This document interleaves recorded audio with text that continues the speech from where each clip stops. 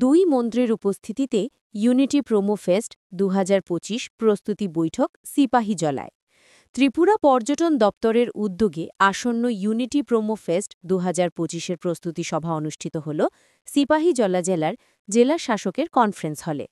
সভায় সভাপতিত্ব করেন রাজ্যের পর্যটন দপ্তরের মাননীয় মন্ত্রী সুশান্ত চৌধুরী। সভায় সিদ্ধান্ত হয় আগামী ৪ ও ৫ ডিসেম্বর ২ দিনব্যাপী ইউনিটি প্রোমো ফেস্ট অনুষ্ঠিত হবে। পর্যটন মন্ত্রী জানান, এই উৎসবকে পর্যটকদের কাছে আরও আকর্ষণীয় করে তুলতে মনোজ্ঞ সাংস্কৃতিক অনুষ্ঠান, ঐতিহ্যবাহী প্রদর্শনী ও বিভিন্ন সাংস্কৃতিক কর্মকাণ্ডের আয়োজন করা হবে। তিনি সংশ্লিষ্ট দপ্তর ও প্রশাসনকে অনুষ্ঠানটি সুষ্ঠু ও সফলভাবে সম্পন্ন করার আহ্বান জানান।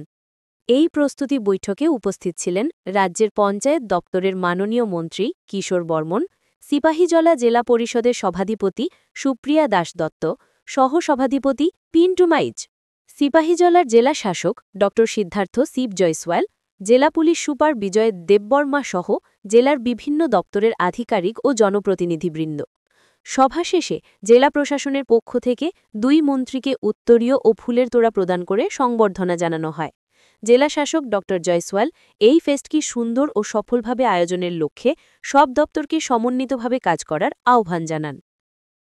इसके अगर आप हिस्ट्री को देखें, इसके कल्चर को देखें तो बहुत ही रिच है। इसको लेकर के त्रिपुरा गवर्नमेंट और टूरिज्म डिपार्टमेंट ने लास्ट ईयर एक प्रोग्राम स्टार्ट किया था, जिसको कि हम सभी जानते हैं प्रोमो फेस्ट के नाम से।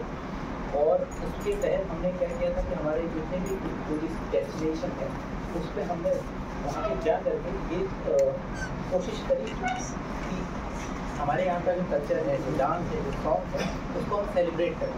तो उसी के तर्ज पे इस साल भी हम इसको दोबारा इम्प्लीमेंट करेंगे। लेकिन इस साल हमारे इसमें थोड़ा सा ये चेंज है कि प्रोमो फेस्ट की जगह इस समय इसका नाम यूनिटी प्रोमो फेस्ट होगा।